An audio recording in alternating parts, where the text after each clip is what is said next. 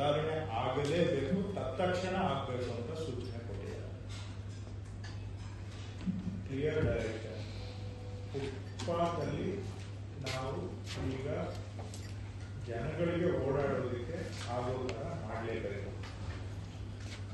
ಅದನ್ನ by any means necessary. This is A simple clear direction. So ಅದರಲ್ಲಿ ಯಾರ್ಯಾರು ಫುಟ್ಪಾತನ್ನು encroach ಮಾಡ್ಕೊಂಡಿದ್ದಾರೆ ಅದನ್ನು ತೆರವು ಮಾಡೋದು ಆಗ್ಬೋದು.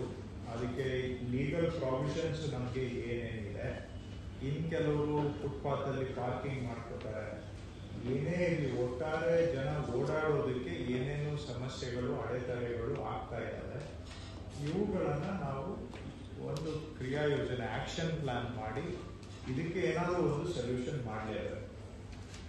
ಈಗ ಇದು ಇವತ್ತೇನು ಹೊಸದಾಗಿ ಮಾತಾಡ್ತಾ ಇರೋ ಟಾಪಿಕ್ ಅಲ್ಲ, ಇಲ್ಲಿವರೆಗೆ 1000 ಬಾರಿ ಚರ್ಚೆ ಆಗಿದೆ. ಇದು ಇವತ್ತಲ್ಲ 50 ವರ್ಷದಿಂದ ಚರ್ಚೆ ಆಗ್ತಾ ಇರೋ ವಿಷಯ, ನಥಿಂಗ್ ನ್ಯೂ ಅಬೌಟ್ ದಿಸ್. ಈಗ ಯಾವಾಗಲೂ ಕೂಡ ನಾವೇ ಈ ಸಮಸ್ಯೆ ಪರಿಹಾರ ಮಾಡಬೇಕು ಅಂತ ನಾವೇ ಹಿಂದೆ ಬಿದ್ದು ಓಡೋದಾದ್ರೆ we are never going to catch up. ನಾವು ಬರೀ ಅವ್ರು ಮಾಡ್ತಾ ಇರ್ತಾರೆ, ನಾವು ಅದ್ರ ಹಿಂದೆ ಬಿದ್ದು ಹೋಗ್ತಾ ಇರಬೇಕು ಅಂದ್ರೆ ಇದು ಮುಗಿಯಲಾರ್ದ ಕತೆ. ಸೊ ಇದನ್ನ ಹೇಗೆ ನಾವು ಆಗದಾಗೆ ನೋಡ್ಕೊಳ್ಳೋದು ಹೇಗೆ, ಎನ್ಕ್ರೋಚ್ಮೆಂಟ್ಸ್ ಆಗದಾಗೆ ನೋಡ್ಕೊಳ್ಳೋದು ಹೇಗೆ ಅನ್ನೋದು ಪ್ರಶ್ನೆ.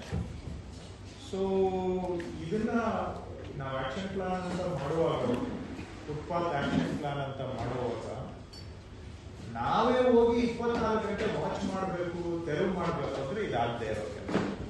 That is be very clear.